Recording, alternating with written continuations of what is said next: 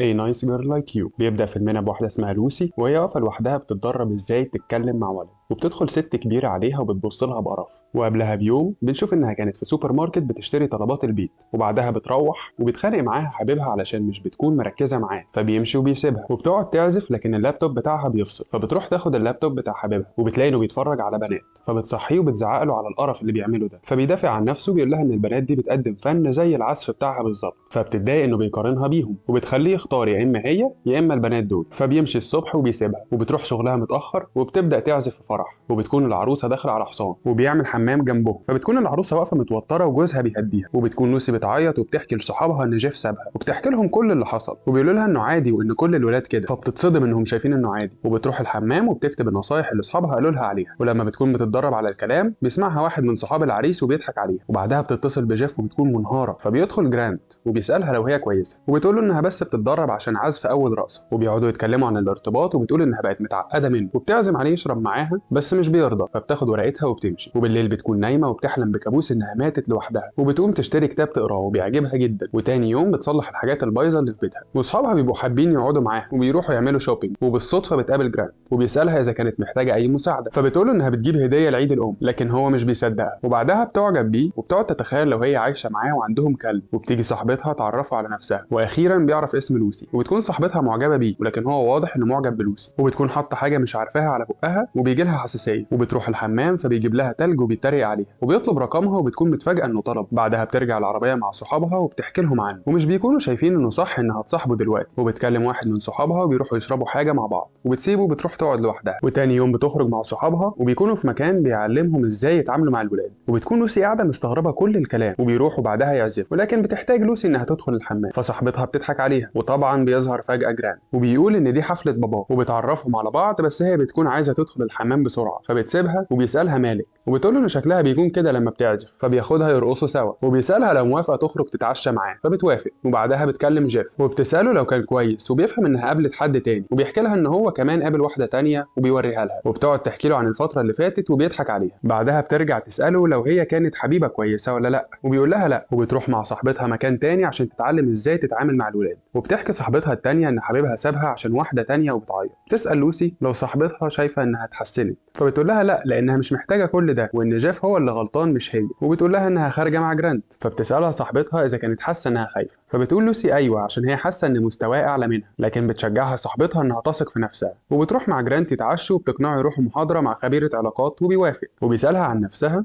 لكن بتقول له اعرف لوحدك، وبيقول لها انها جميله جدا، وبيتكلموا عن كتبهم المفضله وبيطلعوا بيحبوا نفس الكتب بالظبط، وبيروحوا المحاضره وبتتاسف له انها جابته مكان ممكن ما يتبسطش فيه، فبيقول لها ان دي احلى خروجه خرجها مع بنت، وبتيجي خبيره روحانيه وبتشاور على لوسي وبتقول انها بتعاني ومش بتعرف تتعامل مع الناس، فبتكون مكسوفه قدام جرانت، وبيطلعوها على المسرح وبيتكلموا معاها وبيعرفوا انها مش بتركز مع حد وما عندهاش خبره في العلاقات، وبيضحك جرانت عليها وبتكون قاعده متوتره وخايفه انه يكرهها، وبتشاور الخبيره على جرانت وبتقول لها ده اللي هيخليكي تعرفي تتعاملي مع الولاد، وبعد المحاضره بيوصلها البيت وبتقول له ان الخبيره دي مجنونه وما قالتش اي حاجه صح، وبيوافقها وبتتاسف له وبيكون عايز يقرب منها لكن بتسيبه وبتدخل البيت وبيمشي، بعدها بتحكي لاصحابها على اللي حصل وطبعا بيهزقوها، وبتقول لهم انه لسه ما اتصلش بيها، وبتقول لهم انها بتحب تجيب بناطيل من قسم الحوامل وبيتريقوا عليها، بعدها بيروحوا يتدربوا على العزف، وبتقول انها مستنيه جرانت يكلمها وانها مش عايزه تكلمه عشان مكسوفه، وفي اللحظه دي بيتصل بيها فعلا، واول ما بترد بيتاسف لها وبيقول لها انه كان مشغول في شويه شغل، وبيطلب منها تخرج معاه فبتوافق على طول، وبيدخلوا في علاقه، وتاني يوم بيلبس هدوم وبيشوف بنطلون الحوامل بتاعها، وبتصحى وبتعرف انه هيمشي، وبيقول لها انه هيبقى يتصل بيها بس هي بتستغرب تصرفاته وبتنادي عليه وبتخرج وراه لكن بيمشي بسرعه، بعدها بترجع اوضتها تلم كل حاجه جديده جابتها وبتكون متعصبه انه ممكن يكون فاهمها غلط،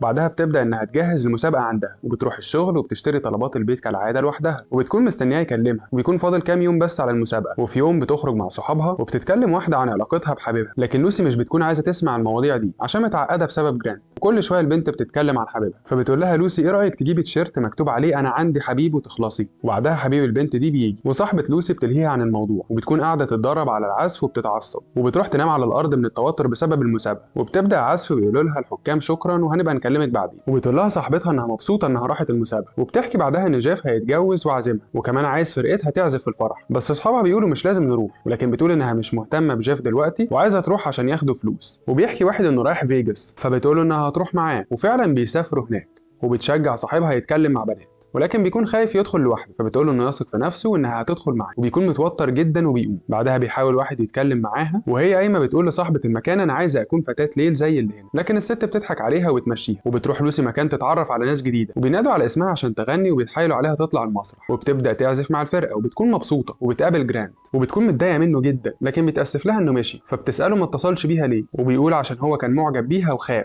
فبتساله خاف من ايه، وان تصرفاتها في الوقت اللي كان معاها فيه كانت غريبه عشان كانت بتثبت لنفسها انها كفايه، وكانت مش واثقه في نفسها مش اكتر. وبيمسك ايدها وبيتاسف لها تاني، وبيرجعوا لبعض. وبيقول لها انه كان فاكر انها حامل عشان شاف بنطلون الحمل فخاف ومشي، فبتضحك عليه وبتقول له انها مش حامل. وبتصحى تاني يوم وبيكون لسه جنبها، وبتكلم صاحبها وبيقول لها انه لقى فتاه احلام. وبعدها بيجي لها رد من المسابقه بالرفض عشان بيكونوا شايفين ان العزف مش مناسب، لكن مش بتزعل على غير المتوقع. وبعدها بتجهز عشان تروح فرح جيف، ولكن جرانت بياخدها مكان نفسها تروح، وبتقول واحده هناك ان في واحد نفسه يقابلك، وبيكون قصدها على جيف. وبتروح هي وجرانت فرح جيف، وبيشكرها جيف على انها جت، وبتقول له انها جايبه له هديه، وبتوريه الست اللي نفسه يشوفها. ومن الفرحه بيتوتر وبيجري عشان بقى متجوز. وبتتبسط لوسي انها بقت كويسه بعد كل ده، وبترقص هي وجرانت في الشارع، وبيخلص فيلمنا على كده.